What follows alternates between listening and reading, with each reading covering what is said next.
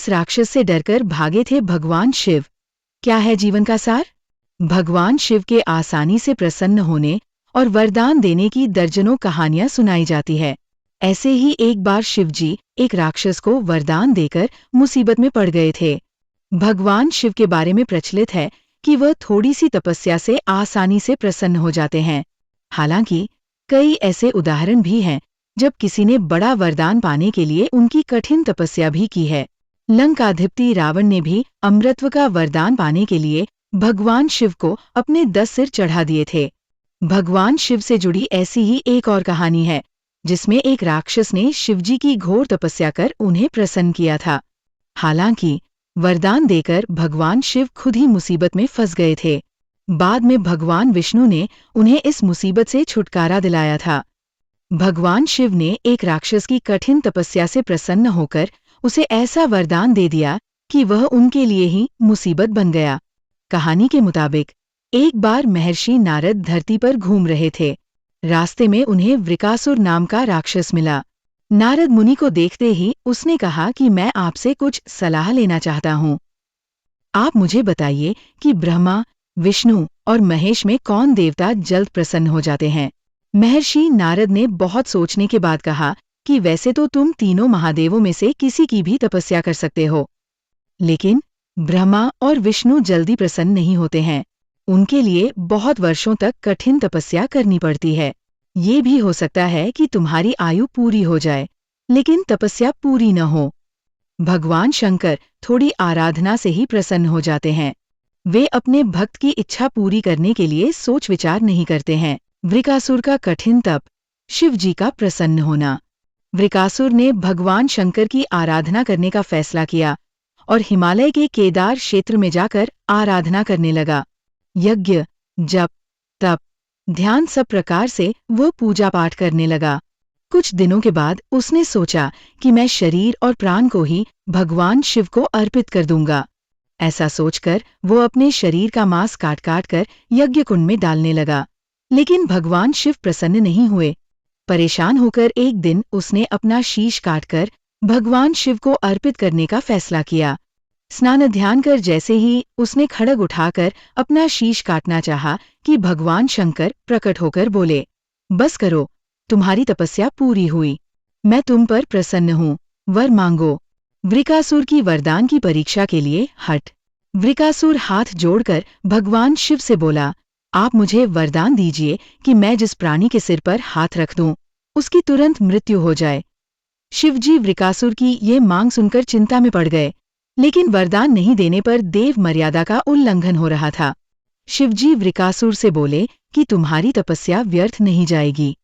तुमने मुश्किल वरदान की कामना से तपस्या की थी, इसलिए तुम्हें तपस्या भी कठिन करनी पड़ी। जाओ, जैसा वर चाहते हो वैसा ही मिलेगा। वरदान पाते ही वृकासुर की आसुरी वृत्ति जाग गई। उसने कहा कि प्रभु, आपका ये वरदान सत्य है या नहीं, इसकी परीक्षा लेना चाहता हूँ। इसलिए पहले आपके सिर पर ही हाथ रखकर देखता हूँ कि इस वर में कितनी सत्यता है। भगवान शिव का विष्णु जी से मदद मांगना भगवान शंकर ने सोचा कि ये राक्षस कुछ नहीं सुनेगा। जब वृकासुर शिवजी के सिर पर हाथ रखने के लिए आगे बढ़ा तो वो वहां से भागने लगे। इस पर वृकासुर का क्रोध बढ़ गया। वह पीछा करते हुए चिल्लाया कि महर्षि नारद की तरह आपने भी मुझसे छल किया है। वरदान की परीक्षा से डरकर क्यों भाग रहे हैं? शिवजी भूमंडल छोड़कर देवलोक तक भागते रहे और वृकासुर भी उनका पीछा करता रहा। अंत में भगवान शिव विष्णु लोक पहुंचे और विष्णु जी को अपनी परेशानी बताई। विष्णु जी ने हंसकर कहा कि कुछ भी हो, आपके वरदान की सत्यता तो सिद्ध करनी ही होगी। भगवान विष्णु ने योगमाया से एक वृद्ध तेजस्वी ब्रह्मचारी का स्वरूप बनाया और वृकासुर की ओर चल पड़े। भगवान विष्णु का शिवजी की बुराई करना। भगवान विष्णु को जब वृकासुर आता हुआ दिखाई दिया तो उन्होंने आगे बढ़कर उसे प्रणाम किया।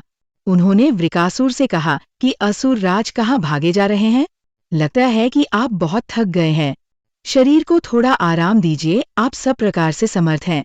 फिर भी मेरे योग्य कोई काम हो तो बताइए। अक्सर लोग अपने मित्रों और सहायकों से ही अपने काम पूरा करा लेते हैं, तेजस्वी ब्रह्मचारी की बातें सुनकर वृकासुर ने शिवजी के वरदान और उसकी परीक्षा की बात बताई। इस पर ब्रह्मचारी हंसा और कहा कि तुम किसके वरदान की परीक्षा लेना चाहते हो? शिवजी का तो अपना कोई घर ही नहीं है। वह खुद भूतों प्रेतों के साथ घूमते रहते हैं। वह भला किसी को क्या वर देंगे? वर देने वाले तो ब्रह्मा और विष्णु ही हैं। वृकासुर का ब्रह्मचारी की बातें में फंस जाना। विष्णु जी ने वृकासुर से कहा कि तुम्हें वरदानी होना था तो ब्रह्मा या विष्णु की आराधना करनी चाहिए थी। शिवजी के पीछे बेकार दौड़ रहे हो। वरदान देने वाला तो खुद इतना शक्तिशाली होता है कि उसके वरदान का असर खुद उस पर नहीं हो सकता है। उन्होंने तो तुम्हें झूठ मूठ का वरदान दिया है। तुम्हारी तपस्या बेकार चली गई। ब्रह्मचारी की बात सुनकर वृकासुर निराश हुआ। उसका मनोबल टूट गया। वह कहने लगा कि मुझे तो देवर्षि नारद ने शिव की आराधना करने को कहा था। ब्रह्मचारी ने कहा कि तुमने नारद मुनि पर भरोसा कर लिया। वह तो ऐसे घुमक्कड़ साधु हैं जो सभी को उल्टी सलाह ही देते हैं। अगर तुम्हें मेरी बात पर भरोसा नहीं हो तो अपने सिर पर हाथ रखकर देख लो कि कैसे शिव ने तुम्हें झूठा वर देकर बहकाया है। वृकासुर का भस्म होना और जीवन का सार। वृकासुर का मनोबल बुरी तरह टूट चुका था। उसे ब्रह्मचारी की बात पर भरोसा हो गया कि शिवजी ने भी उसके साथ छलकर झूठा वरदान दिया है। उसका विवेक नष्ट हो गया। उसने वरदान की सत्यता का परीक्षण करने के लिए अपना हाथ अपने ही सिर पर रख लिया। सिर पर हाथ रखते ही भयंकर अग्निपुंज प्रकट हुआ और वृकासुर उसमें भस्म हो गया। भगवान शिव, विष्णु जी और वृकासुर की इस कहानी में जीवन का अहम सार छुपा है। कहानी सीख देती है कि बिना सोचे विचारे किसी को कुछ देना और पाने वाले का कृतघ्न होकर दाता को ही संकट में डालने का ऐसा ही नतीजा होता है। कृतघ्नता के उन्माद में बुद्धि विवेक नष्ट हो जाता है और उपलब्धि ही विनाश का कारण बन जाती है।